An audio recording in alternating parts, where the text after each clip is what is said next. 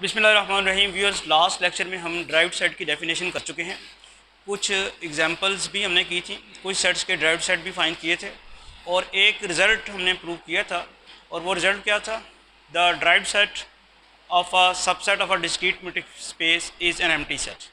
Derived set होता क्या है? Set of all limit points of that set.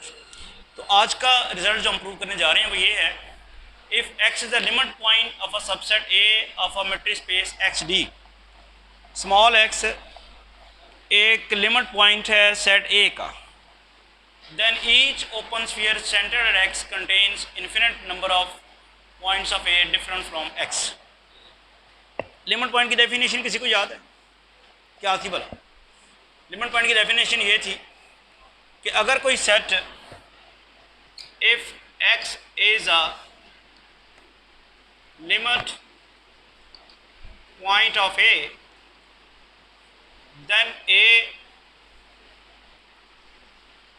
then each open sphere centered at x must contain at least one point of a different from x।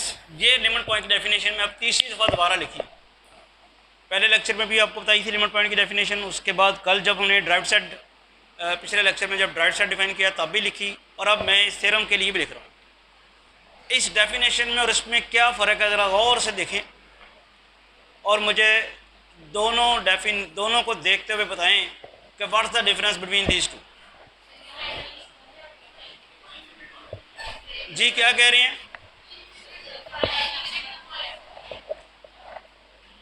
Definition ये कहती है कि अगर कोई point set A का लिमिट पॉइंट है, उसके गिर्द फिर किसी भी रेडियस की ओपन स्फीयर बनाएं, उस ओपन स्फीयर में उस पॉइंट के अलावा ए का कम से कम एक आ जाना चाहिए पॉइंट।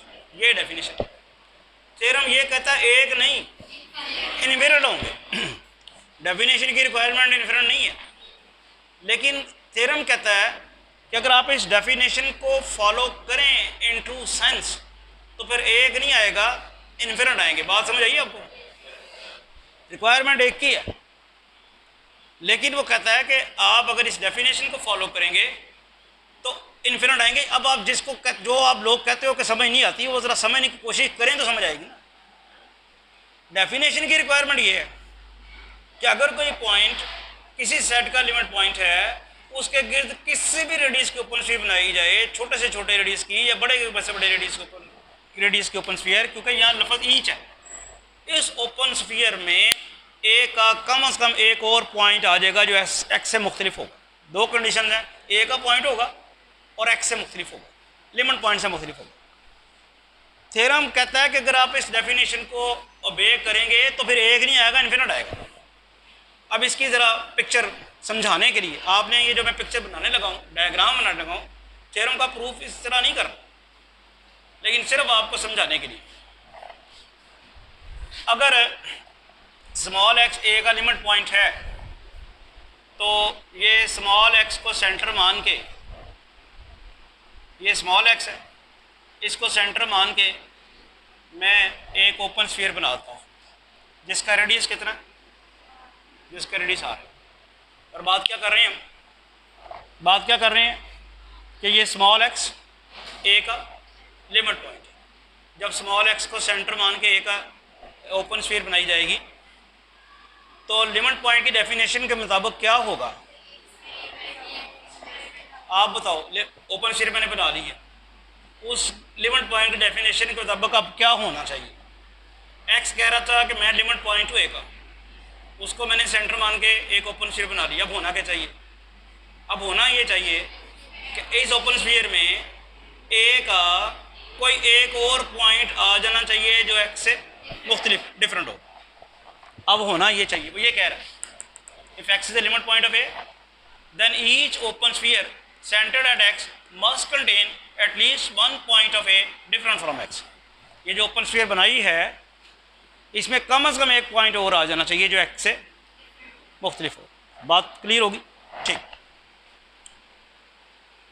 अब वो पॉइंट क्या यहाँ हो सकता है एक,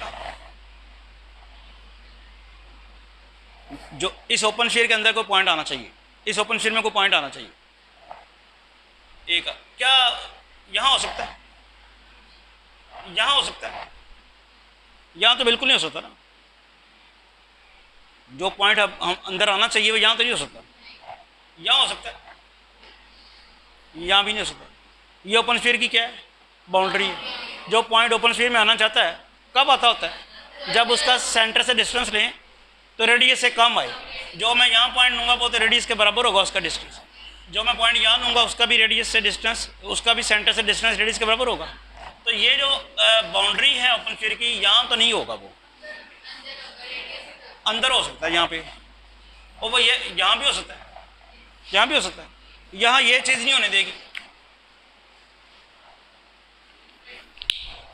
अगर वो यहाँ हुआ तो वो तो एक्स ही होगा ना, वो तो एक्स से डिफरेंट नहीं होगा। ठीक है, वो तो एक्स ही होगा। इसका मतलब है दो चीज़ें नहीं हो सकती। एक पॉइंट बाउंड्री पे नहीं हो सकता, एक यहाँ नहीं हो सकता। फिर जो पॉसिबिलिटी है वो क्या है?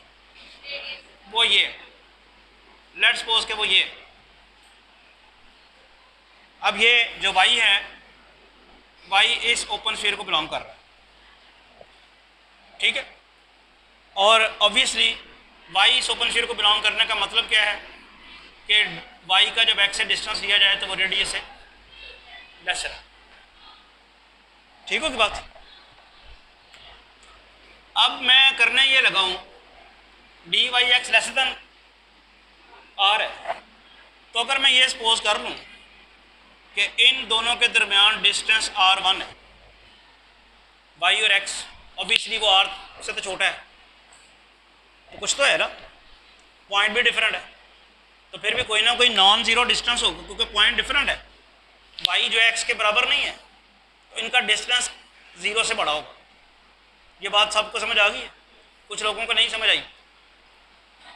अब अगर आपको समझ आ गई है तो अब मैं एक और काम करने लगा। ये मैं r1 x को ही सेंटर मान के r1 रेडियस की ओपन स्फीयर बनाने लगा। नहीं समझ आई? r1 की रेडियस की मैंने ओपन स्फीयर बना ली। अब लिमिट पॉइंट x याद रहे कि क्या है, a का, जो मैंने अब ओपन स्फीयर बनाई है उसमें a का x के अलावा कोई और पॉइंट होना चाहिए कि नहीं होना चाहिए? होना चाहिए। ये हमें रिस्ट्रिक्शन बड़ी, ये जो हम पे बड़ी सख्त पाबंदी है कि जो लिमिट पॉइंट है उसके गिर्द किसी भी रेडियस की ओपन स्फीयर बनाएंगे तो उसमें a का कोई और पॉइंट आना है। मैंने रेडियस छोटा करके ओपन स्फीयर बनाई है, अब आना तो इस पे लाजमी आना चाहिए। क्या इस ओपन स्फीयर में जो अब बनाई है इसमें वाई है? नहीं। तो लेकिन डेफिनेशन के मुताबिक तो क्या होना चाहिए? होना चाहिए। तो वाई तो नहीं है, फिर क्या होगा? फिर कोई और होगा। शाबाश, फिर कोई और होगा, और वो यहाँ कहीं होगा। जो अब कोई और होगा वो ना तो ये जो बड़ी ये जो छोटी ओपन स्फीयर बनाई है ना तो इसकी बाउंड्री पे होगा ना ही यहाँ होगा, तो वो कहीं यहाँ होगा। ठीक होगी बात? तो अब हमारे पास आ गया कि ये z जो आया ये बिलोंग करता है किसको? S R one x. अब ये जो z आया है अगर इसको बिलोंग करता है तो इसका और x से डिस्टेंस लिया जाए तो वो r1 से छोटा है। नज़र भी आ रहा है ये r1 और r। अब मैं अगला क्या काम करने लगा, इसका z और x का डिस्टेंस मैं r2 लेने लगा। अब r2 लेके ये यहाँ पड़ा हुआ है z, r2 रेडियस के ओपन स्फीयर बनाने लगा। बन गई ना, एक तो नई ओपन स्फीयर बन गई। अब आप ये बताएं कि ये जो नई ओपन स्फीयर बनी है इसका भी सेंटर x है, इसमें ना y है ना z है, और कंडीशन फिर वही है, तो इसमें कोई और होगा। अब हो क्या रहा है, पहली जो ओपन स्फीयर थी उसमें कितने पॉइंट आ गए हैं? वाई आया, जेड आया और भी आएंगे। तो आप तो करते हैं छोटे छोटे छोटे छोटे जो भी पॉइंट आएगा। कर क्या रहे हैं हम, जो भी उस ओपन स्फीयर में पॉइंट आता है उससे डिस्टेंस लेके उतने रेडियस की नहीं बना लेते हैं, उसको कर वो निकल जाता है बाहर और कहते हैं नहीं जी ये तो आना चाहिए। फिर उससे छोटे रेडियस की बनाते हैं और फिर उसके बाद वो भी निकल जाता है, फिर वो निकलते जाते हैं तो आने चाहिए। तो ये तो कभी ख़त्म ही नहीं होने वाली बात है। तो क्या समझ आई कि इसमें इनफिनिट पॉइंट्स आएंगे, बात ही नहीं ख़त्म होगी। बात पता कब ख़त्म होगी, जब आपके पास रेडियस बनने बंद हो जाए, जब आपके पास रेडियस की पैमाइश करने के लिए पैमाना ख़त्म हो जाए। वो हो नहीं सकता, रियल नंबर्स हैं। आप 1.1 का रेडियस ले रहे थे, फिर आप 0.1 का भी ले सकते हैं, 0.00001 का भी ले सकते हैं, रियल नंबर्स। तो रियल नंबर हमारे पास इनफिनिट है। तो रेडियाई जो हैं जब तक वो आते रहेंगे तब तक आपकी ओपन स्फीयर्स बनती रहेंगी और वो पॉइंट्स ओपन स्फीयर के अंदर आते रहेंगे। तो क्या समझ आई कि अगर कोई पॉइंट, ये सिर्फ आपको समझाने के लिए डायग्राम बनाइए, आपने प्रूव करते वक्त ये नहीं करना, क्योंकि हर मेट्रिक स्पेस की डायग्राम ये नहीं बनेगी। हर मेट्रिक स्पेस में ओपन स्फीयर ऐसी नहीं होती। ये आसानी के लिए आपको बताया। ये सिर्फ एक ही मेट्रिक स्पेस में ये बनती है। ये कौन सी है, आर स्क्वायर, यूक्लिडियन मेट्रिक या usual metric on R square. जब आप आर्म डिस्टेंस का फार्मूला लगा के बनाते हैं तो ये बनती है, अदरवाइज शेप चेंज हो जाती है। इसलिए चूँकि ये ओपन स्फीयर की शेप जो है, ओपन स्फीयर की शेप मेट्रिक स्पेस के ऊपर और मेट्रिक के ऊपर डिपेंड करती है, लिहाजा थ्योरम में ये नहीं बताया जा सकता। थ्योरम तो सबके लिए होता है ना, वरना तो ये तो फिर एक ही खास किस्म के मेट्रिक स्पेस के लिए रह जाएगा। तो थ्योरम चूँकि सबके लिए है, तो अब सबके लिए जो थ्योरम है उसको कैसे प्रूव करें जी। दो मेथड होते हैं, एक कॉन्ट्राडिक्शन मेथड और एक सब।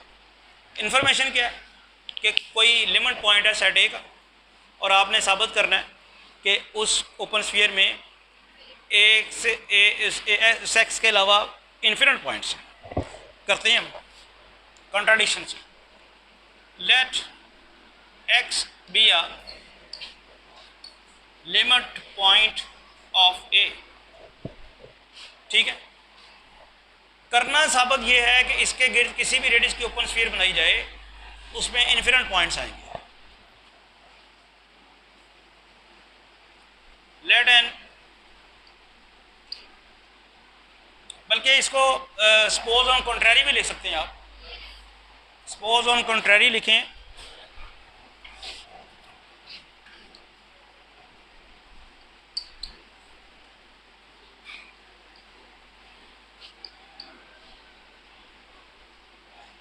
there exists an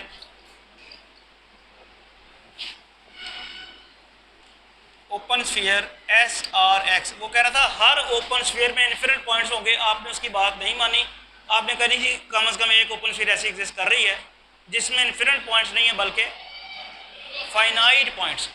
इन्फिनिट साबित करने, सपोज करने फाइनाइट है। Suppose on contrary that there exists an open sphere SRX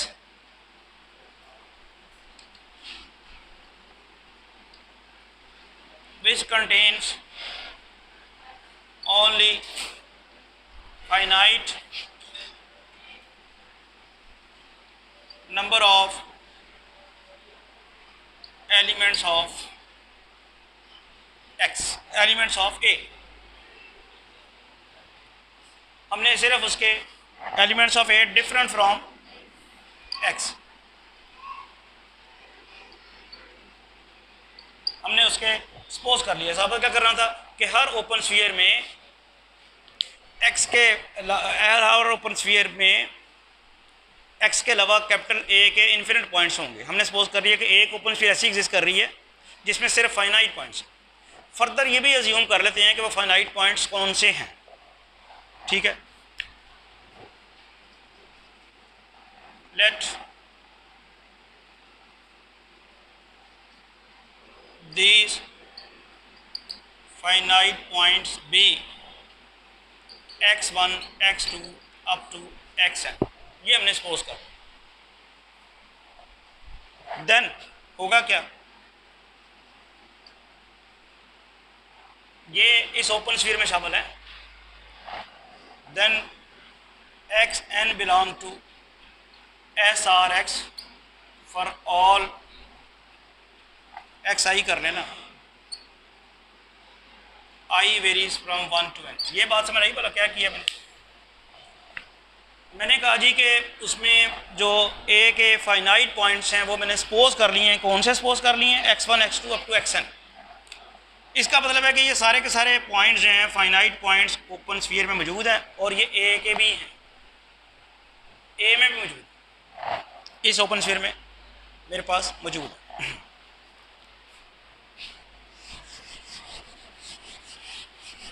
और ये सारे के सारे डिफरेंट हैं।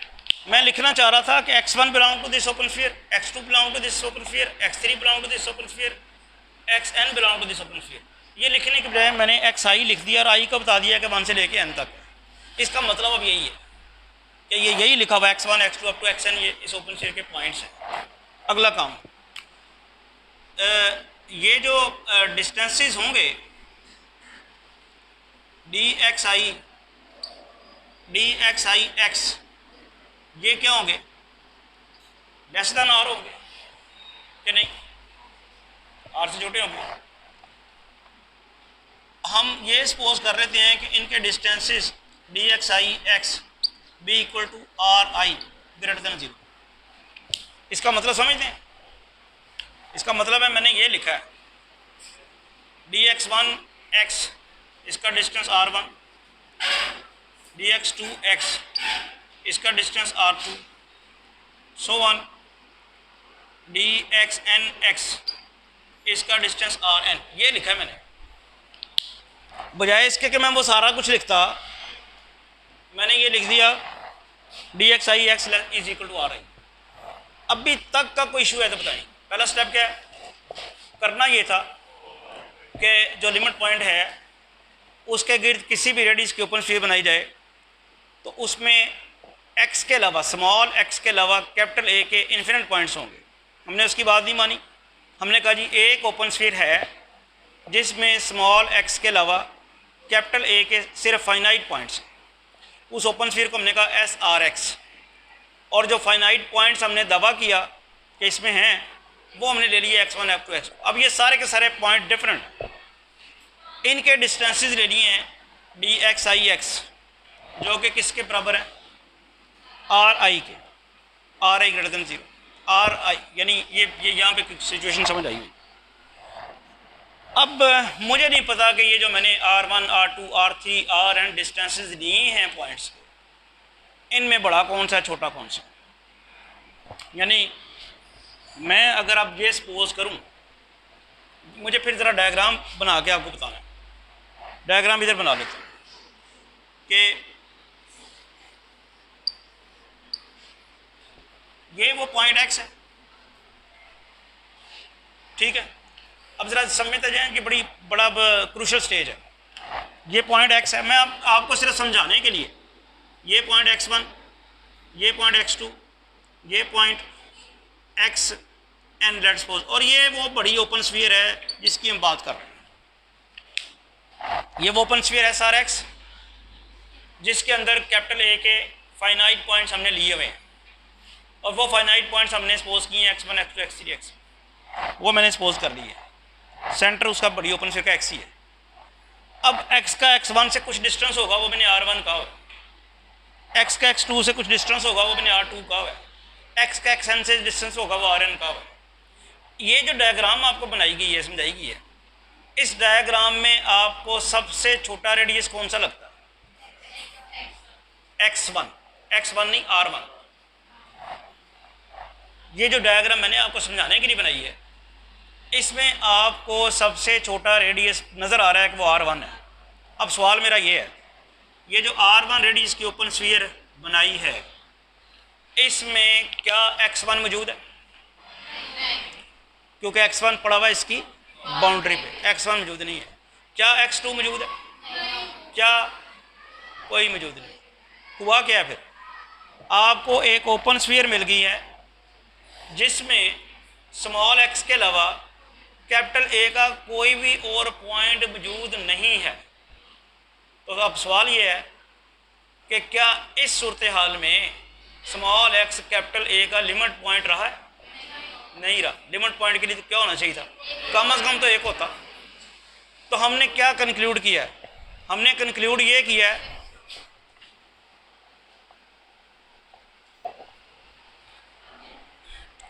तो हमें यहाँ से नज़र आ रहा है कि जो एक्स के करीब तरीन पॉइंट है वो भी उसमें नहीं आया छोटे रेडियस के।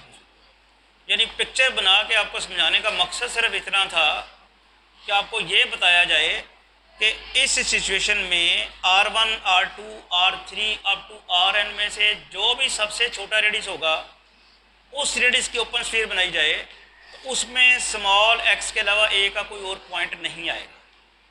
अब मैंने तो ज़बरदस्ती आपको सिर्फ समझाने के लिए सबसे छोटा R1 रेडियस सपोज कर रही है ना। अब हमें तो गारंटी नहीं है कि R1 सबसे छोटा है या R2 सबसे छोटा है या R3 सबसे छोटा, हमें तो पता ही नहीं है। लिहाजा हम क्या करेंगे, हम अज्यूम करेंगे लेट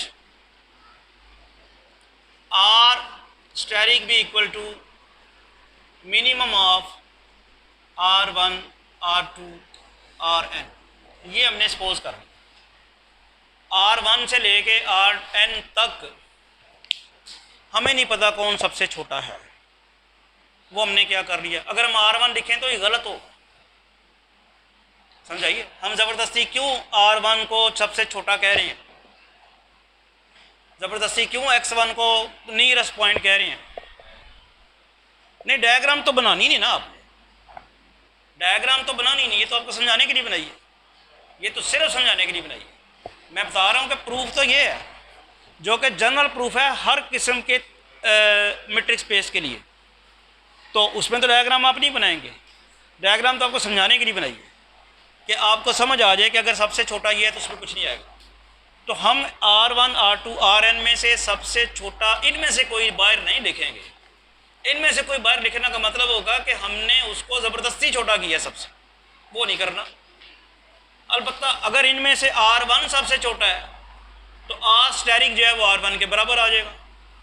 अगर इनमें से R7 सबसे छोटा है तो R स्टेरिक R7 के बराबर आ जाएगा। हमने उसके ऊपर छोड़ दिया, लेकिन ऑब्वियसली ये गारंटी तो है ना कि इन्हीं में से कोई एक तो होगा ही ना सबसे छोटा। और ये भी हो सकता है कि 2-3 सबसे छोटे हों। वो पॉइंट X1 यहाँ पड़ा हुआ ना, हो सकता है X2 यहाँ पड़ा हुआ हो, तो X1 और R1 और R2 दोनों बराबर हों, तो ये भी मुमकिन। तो 2, 3, 4, 5 भी सबसे छोटे हो सकते। इसलिए सारी सिचुएशंस को इन क्वेश्चन रखते हुए हमने कर दिया, वरना तो हम स्ट्रिक्ट कर देंगे कि यही है जी, सबसे छोटे 2-4 भी हो सकते थे। अब अगर वो R1, R2, R3 सबसे छोटे हैं तो R स्टेरिक सब उन तीनों के बराबर आ जाएगा। अगर हम ये सपोज करते हैं तो हुआ क्या, जैसे यहाँ हुआ कि सबसे छोटे रेडियस की जैसी ओपन स्फीयर बनाई, उस ओपन स्फीयर में स्मॉल एक्स के अलावा कोई और पॉइंट नहीं आए। अब क्या लिखेंगे, then SR asterisk X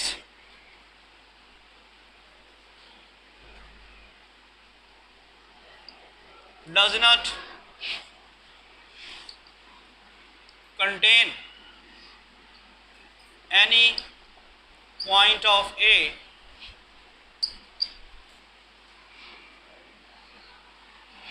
different from X. So X is not a limit point of A. जब कोई ओपन स्फीयर आपको मिल गई है जिसमें स्मॉल एक्स के अलावा ए का कोई और पॉइंट आया ही नहीं है, तो अब स्मॉल एक्स ए का लिमिट पॉइंट नहीं रहेगा। तो ये तो सारा ही उल्ट गया, बसात ही उल्ट गई। स्मॉल एक्स को तो आप ए का लिमिट पॉइंट लेके चले हुए हैं, तो क्या हुआ, which is a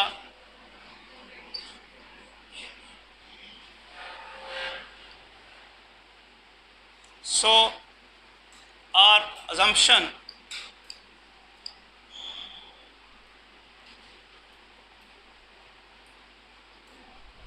that SRX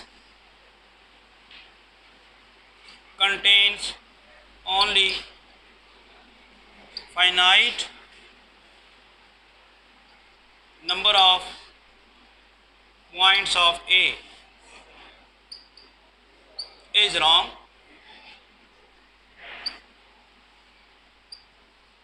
Consequently,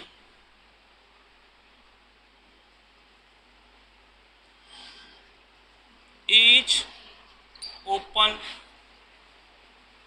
sphere centered at X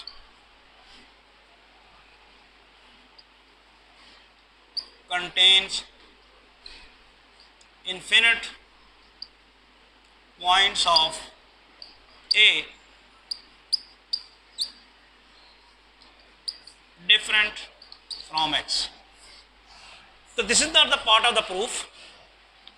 In proving this result, generally you will not make any kind of diagram. It is just to understand you, just to keep the things in your mind, what's going on. This is the exact proof, and I just repeat it. Okay, what was the statement of the theorem and how we proved it? What was the statement? If small x is limit point of a set A, then each open sphere centered at X must contain infinite points of A different from X. This was the statement. If X is the limit point of a set A, then each open sphere centered at X must contain infinite points of A different from X. In order to prove it, we just suppose on contrary that we have an open sphere SRX which contains only finite number of points of A different from X, and we further assume that these points are x1, x2 up to xn. These become finite in numbers. Then what happens? Obviously these points, because these points are different from small x, therefore their distances from small x will be greater than 0, and we assume that their distances be dx ix equal to ri, which is greater than 0. Now among these distances r1, r2, rn, if we take minimum of these, then if we make the open sphere of that minimum distance, and obviously we are making here open sphere of radius which is minimum of these radii or distances, then what will happen? Then this open sphere will contain no point of A different from small x. And just to explain you, we made here the diagram. Then a contradiction arises. And what is the contradiction? This is against the definition of the limit point. And this contradiction concludes that our assumption that open sphere SRX contains only finite number of points of A is wrong. And what's true? This open sphere must contain infinite number of points of A different from X. Hopefully you follow the lecture. Until next lecture, thank you.